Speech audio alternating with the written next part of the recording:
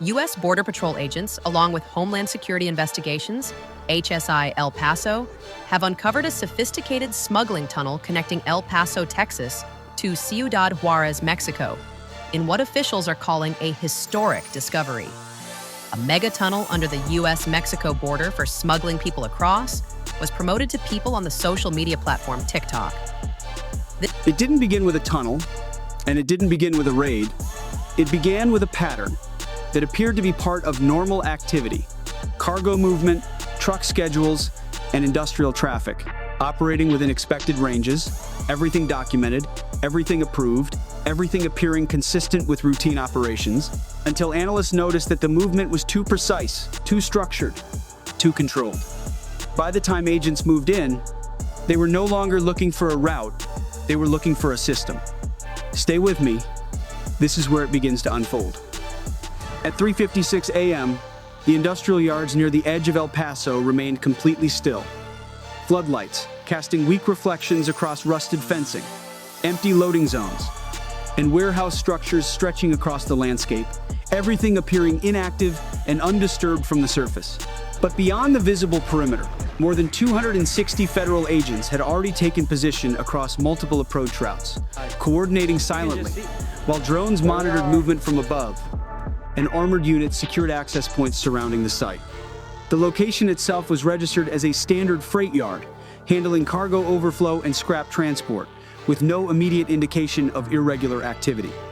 But over a period of months, investigators had identified anomalies that could not be ignored: repeated weight discrepancies, inconsistent movement patterns, and thermal activity beneath the surface that did not align with reported usage. At approximately 4:03 a.m., entry teams advanced toward a drainage trench located at the edge of the yard, where a reinforced steel hatch had been concealed beneath removable concrete and layered debris designed to blend seamlessly into the surrounding structure. Once opened, warm air immediately rose from below, and thermal imaging revealed dense clusters of heat signatures, indicating sustained activity underground. Agents moved in under controlled conditions, securing the entry point, while maintaining perimeter control across the site. The tunnel beneath the surface was not improvised.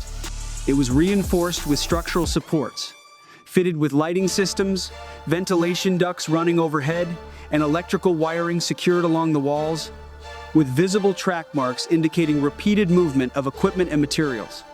Further inside, the tunnel divided into three primary sections: storage, holding, and command, confirming that the structure had been designed for continuous operation rather than temporary use.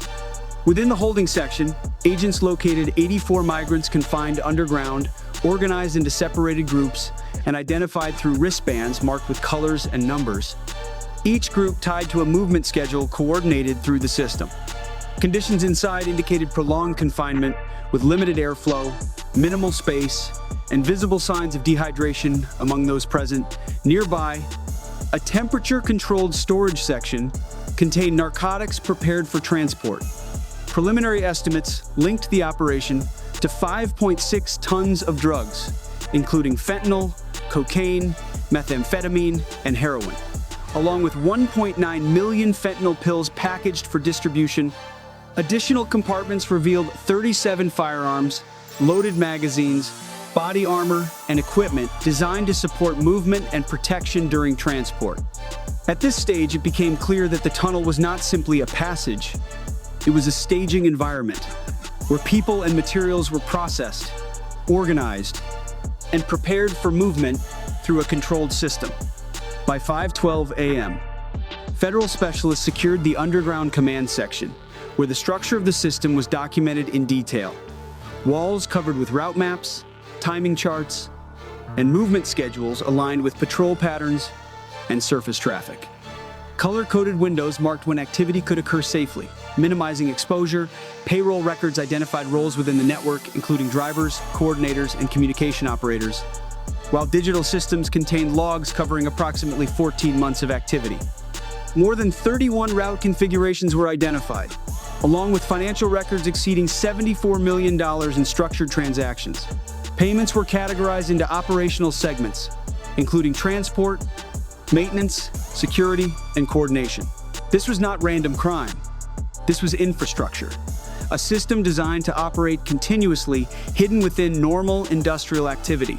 By early morning, the operation expanded into a second phase, as additional warrants were executed across multiple locations connected to the network, including warehouses, residential properties, and storage facilities identified through recovered data.